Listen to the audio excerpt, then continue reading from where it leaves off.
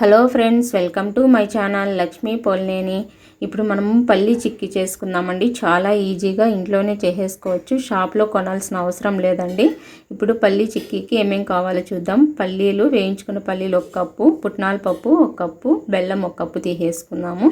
ఇప్పుడు స్టవ్ పైన పాన్ పెట్టుకొని బెల్లం వేసేసుకొని ఒక 1/2 గ్లాస్ వాటర్ వేసేసుకుందామండి. ఎక్కువ వేసుకోవాల్సిన అవసరం లేదు. వాటరు వేసుకొని బాగా కరిగించేసుకోవాలి బెల్లాన్ని. మంటను మీడియం ఫ్లేమ్లో పెట్టుకొని కరిగించుకుందాము. బెల్లము ఈ విధంగా కలుపుతూ ఉండాలండి. బెల్లము బాగా కరిగిపోవాలి.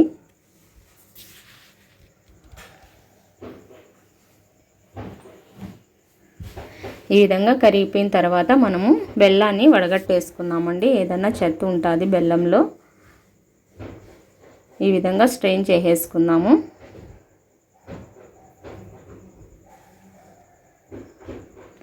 చూడండి ఎంత చెత్త ఉందో బెల్లంలో, కాబట్టి మనము వడగట్టేసుకోవాలి. ఇప్పుడు మళ్ళీ స్టవ్ పైన ప్యాన్లోకి వేసేసుకొని పాకాన్ని బాగా ఉడకబెట్టుకోవాలండి. పాకు వచ్చేంత వరకు ఈ విధంగా కలుపుతూనే ఉండాలి మధ్య మధ్యలో.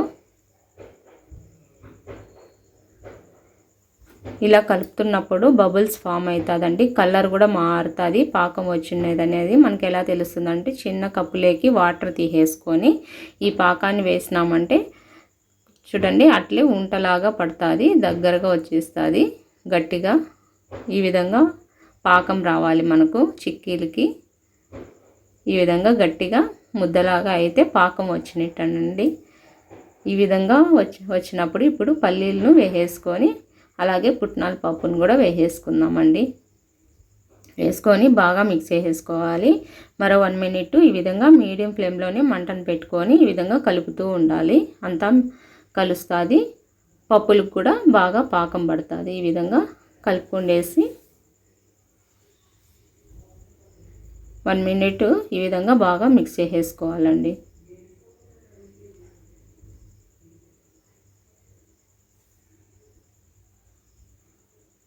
ఈ విధంగా 1 మినిట్ కంపల్సరీ ఈ విధంగా కలుపుకోవాలి. అప్పుడే మనకు పల్లీలు కన్నిటికి పాకం పడుతుంది.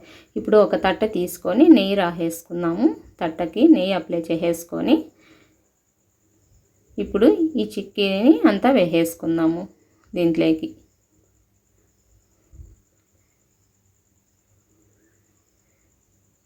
ఈ విధంగా వేసేసుకొని అంతా బాగా నీట్గా గంటితో చదరంగా ఈ విధంగా చేసేసుకోవాలండి.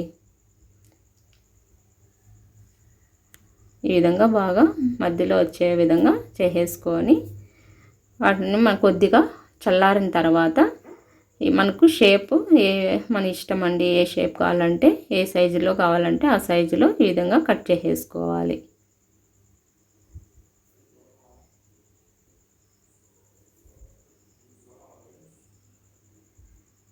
కొంచెం చల్లబడిన తర్వాత ఈ విధంగా మనం కట్ చేసేసుకోవాలండి. వేడిది కట్ చేసేసుకోవడం అంతే అండి. ఎంతో ఈజీగా పల్లి చిక్కీ రెడీ అయిపోయింది. మీరు కూడా ఒకసారి ట్రై చేసి ఎలా వచ్చిందో నాకు కామెంట్ చేసి చెప్పండి. నా ఛానల్ కనుక మీకు నచ్చినట్టయితే సబ్స్క్రైబ్ చేయండి, షేర్ చేయండి, లైక్ చేయండి, కామెంట్ చేయండి.